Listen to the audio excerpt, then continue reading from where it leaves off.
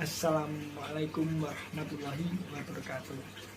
Perkenalkan, nama saya Wisnu Rangga Viracakti, NIM 43040220175, Prodi Psikologi Islam 2E.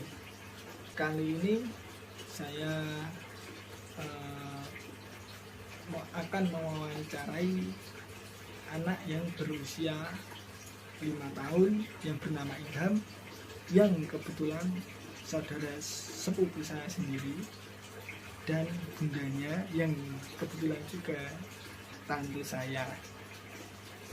Di sini fokus wawancara saya meneliti tentang perkembangan psikososialnya si Ilham. Kita masuk ke teori-teori di psikososial dulu, perkembangan psikososial. Teori Erikson. Tahapan pertama.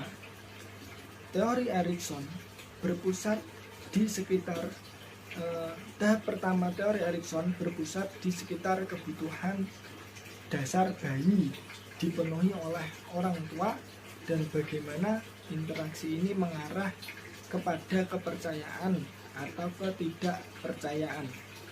Kepercayaan seperti yang didefinisikan oleh Erikson adalah kepercayaan penting dari orang lain serta rasa mendasar dari kepercayaan seseorang. Erikson 1950. Kemudian pandangan bayi tentang dunia akan menjadi salah satu kepercayaan.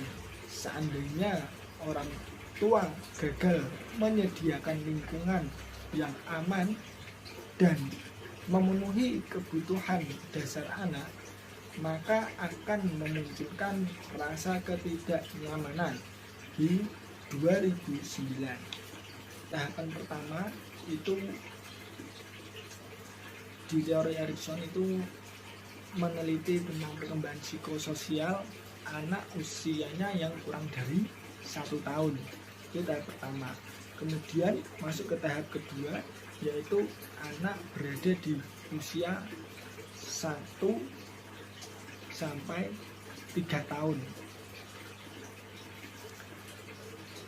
Di tahapan kedua, anak mulai memiliki kemampuan motorik karena telah memperoleh kendali atas fungsi eliminatifnya, dan anak menjelajahi lingkungan mereka.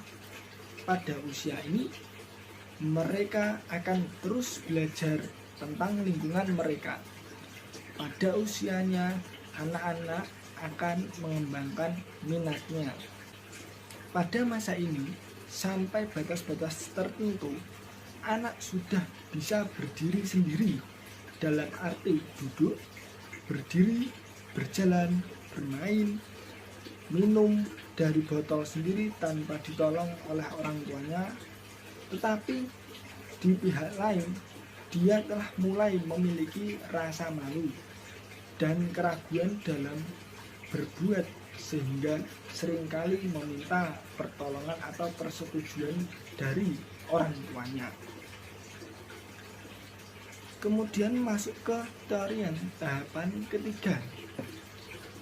Teori tahapan ketiga ini, Erikson meneliti usia perkembangan sosial pada usia atau masa usia dari 3 tahun sampai 6 tahun. Pada tahap ketiga adalah tahap umur bermain atau genital lokomotor. Anak belajar untuk berinisiatif tanpa terlalu banyak merasa bersalah. Inisiatif maksudnya respon positif pada tantangan dunia, tanggung jawab, belajar dunia baru yang dia rasa bermanfaat. Pada tahap ini, anak menghadapi kompleksitas perencanaan dan pengembangan rasa penilaian Selama tahap ini, anak belajar untuk mengambil inisiatif dan mempersiapkan diri untuk peran kepemimpinan dan pencapaian tujuannya. Kegiatan yang dicari oleh seorang anak dalam tahapan ini dapat mencakup perilaku yang mengambil resiko, seperti menyeberang jalan sendirian atau mengendarai sepeda tanpa helm. Kedua contoh ini melibatkan batasan diri. B dan Boyd 2009. Jika orang tua dan guru prasekolah mendorong dan mendukung upaya anak-anak, sementara juga membantu mereka membuat pilihan yang realistis dan tepat, anak-anak akan mengembangkan inisiatif kemandirian dalam merencanakan dan melakukan kegiatan. Tetapi jika sebagai gantinya orang dewasa tidak menganjurkan pengajaran kegiatan mandiri atau menganggapnya konyol dan menganggap anak-anak akan mengembangkan rasa bersalah, konyol dan mengganggu anak-anak akan mengembangkan rasa bersalah tentang kebutuhan dan keinginan mereka. Konsen 2010. Ya, jadi si Ilham ini di tahap pertama atau di usia masih bayi kurang dari 1 tahun ternyata sudah bisa tengkurap, merangkak, kemudian di usia 10 bulannya dia sudah belajar berdiri. Nah, ketika bayi juga kebutuhan sumber makanan si Ilham itu tercukupi, bahkan sangat-sangat tercukupi. ASI eksklusif 6 bulan, empasi awal berupa buah yang dibikin dicacah di pur yang lembek atau cair itu agar lebih mudah mencerna dan mengenal rasa. Awalnya hanya 1 kali sehari, lainnya tetap ASI. Kemudian ketika waktu 9 bulan posisi tidur terus. Ini pengalaman unik ya. Ketika si Ilham tidur terus ditinggal sama bundanya ke belakang ke dapur, itu tahu-tahu si Ilham itu ternyata sudah naik tangga. Sudah di rumahnya kan tidak, sudah naik tangga, tapi dia nggak bisa turun. Akhirnya setiap pintu dikasih tutup, jadi tangganya itu dikasih penutup biar si Ilham itu nggak bisa naik-naik lagi. Kan juga khawatir mesti orang tuanya kalau misalnya Ilham umurnya masih bayi, masih kecil, itu naik-naik tangga sendiri kan berbahaya juga buat Ilhamnya. Terus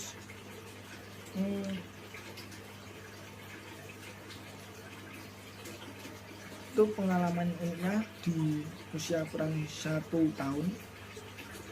Nah, menurut yang teori tadi, tahapan pertama ini adalah kepercayaan atau ketidakpercayaan. Nah, saya tanya juga kepada bundanya, ternyata ketika umur 1 tahun itu, kurang dari 1 tahun itu, Ilham kalau mau digendong sama orang lain, kalau nggak sama bundanya apa sama budenya apa yang keluarga dekatnya, itu Ilham itu sama orang asing itu nangis, selalu nangis. Jadi dia sini waktu kecil Ilham itu ternyata sudah memiliki rasa kepercayaan terhadap orang-orang yang di sekitarnya, terutama orang tuanya, dan memiliki rasa ketidakpercayaan dengan orang asing. Kemudian di tahapan kedua, Ilham ternyata sudah lancar berjalan di usia 1 tahun lebih 1 bulan. Kemudian mulai belajar berbicara di usia 15 bulan. Di tahapan kedua tadi, menurut teori juga, kemampuan motorik anak itu sudah bisa berfungsi karena anak telah memperoleh kendali atas eliminatifnya. Jadi ternyata benar di tahap kedua ini kemampuan motorik si Ilham sudah bisa berfungsi dengan baik, yang soalnya pada kenyataannya si Ilham ternyata ketika usia 15 bulan sudah bisa berjalan dengan lancar dan sudah mulai bisa merespon cara berbicara keseharian orang-orang di sekitarnya, sudah bisa minum dengan botol sendiri, makan sendiri. Kemudian masuk di tahapan ketiga, yang kebetulan tuh Ilham di tahap ini di usia 4 tahun dia sudah masuk di PIAUD, dimana tahap ketiga ini umur, menurut teorinya itu umur bermain atau genetikal lokomotor, anak belajar untuk berinisiatif tanpa terlalu banyak merasa bersalah. Nah, Ilham ini lagi senang-senangnya bermain kalau saat ini. Dia tuh kalau misalnya diajak pergi sama bundanya kemana itu, dia memilih untuk bermain bersama teman-temannya di rumah.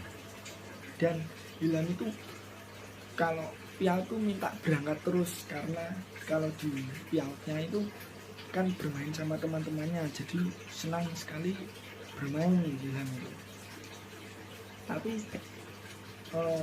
bundanya juga memperbolehkan atau memberikan kebebasan untuk si Ilham ini untuk terus bermain, dan bundanya ini hanya mengawasi dari jauh dan mengawasi apa yang dimainkan. Jika hal itu berbahaya, bundanya langsung tidak memperbolehkan si Ilham bermain dan memberikan pengertian bahwasanya mainan itu berbahaya dan bisa memberikan resiko keselamatan terhadap si Ilham.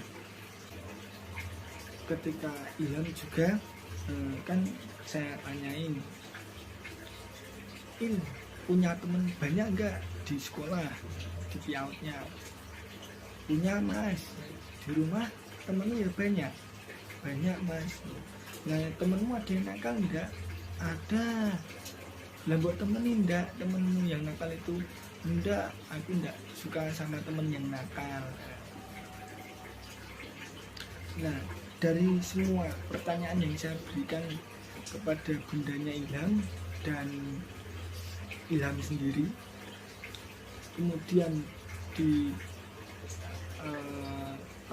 dengan teori-teori perkembangan psikososial, dapat disimpulkan bahwasanya perkembangan psikososial Ilham itu sama dengan teori-teori yang dipaparkan oleh Erikson dan sesuai harapan dengan apa yang diinginkan oleh orang tuanya. Namun tadi juga ada cerita ketika Ilham ingin saya wawancarai dan saya ajak foto. Itu awalnya Ilham itu juga kurang pede dan mau menangis, nggak mau saya wawancarai sama saya ajak foto. Terus saya iming-imingi es, saya belikan es, masih juga nggak mau. Kan dia juga punya kakaknya saya wawancarai dan saya ajak foto. Maksudnya itu buat memberi contoh si Ilham. Dengan sendirinya ternyata Ilham bilang kepada saya mau untuk ditanya-tanyain dan diajak foto. Mungkin itu saja yang bisa saya sampaikan, kurang lebihnya mohon maaf. Wabillahi taufiq wal hidayah. Wassalamualaikum warahmatullahi wabarakatuh.